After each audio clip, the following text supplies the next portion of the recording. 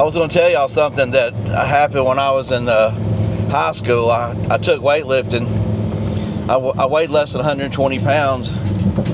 I was actually in 10th grade. We didn't have weightlifting in 9th grade.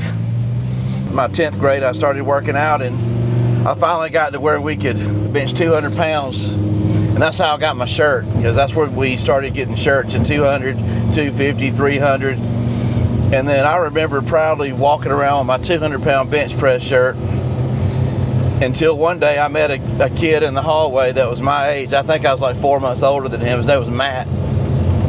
And he had a 250-pound weight bench shirt on. Like, he had beat me by 50 pounds, but he weighed about the same as I did. And so what I realized is that, you know, nobody told me that I couldn't bench press 250.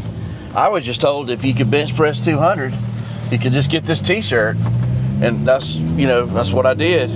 But when I saw him with that 250-pound shirt, I thought, I can bench fit 250 pounds. I can beat this kid up. You know, I'm better than this kid, you know. So I started working out, and I was motivated now to get this 250-pound shirt, and I did. I got it. Didn't take me that long. Just nobody told me I could do it.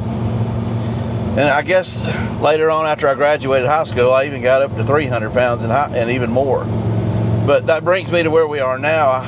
I lost everything when I was right before I turned 40, and it was my lifelong goal as a window tinter to tint an exotic car. And I've got a picture, it's probably going to be edited in here right now, that was actually taken in maybe 2008 or 9, where I tinted a Ferrari. It was a Ferrari F430, I think. Beautiful car.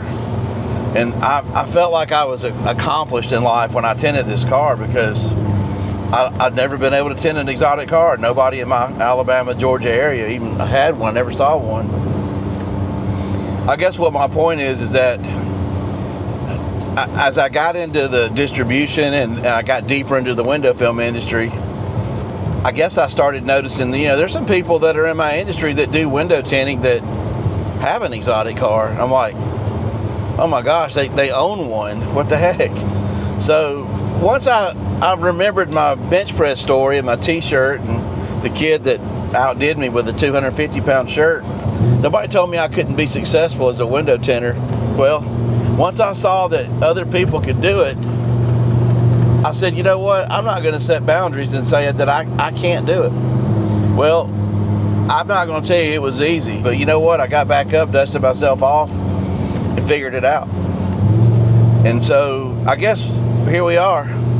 I just want you to know that if you're a window tinter, a mere window tinter, and you know people tell you that you're not going to be able to be successful, or you can't do things that you think other people should be able to do, you know, provide for your family on a higher level, man, you can do it. You can do it. If you want any help from me or any advice on what I've done or how I've gotten to at least where I am, there's a lot of people that are higher than me. I'll help you, man. So we're at a four-way stop here, looking. I'm gonna kind of kick it a little bit. Yeah. Sorry, the cameraman had an accident over there. Anyway, I don't know what else to say, man. We're about to go eat a corn dog, and it's gonna be a good corn dog too. We've been working all day. But hey, thanks for watching. I hope I've inspired somebody to just say, you know what? I'm not gonna listen to anybody's excuses. I'm not gonna make them myself. You know, if you don't take responsibility for your own actions, and if you don't, life's not fair, man. You're gonna have your speed bumps are gonna get in your way. You can either sit there and bitch about it, make excuses, or just go around them, man. Or if you go over one, don't go over the next one. Figure out how not to make the same mistakes twice. Keep your head up, man, and keep going. Peace out.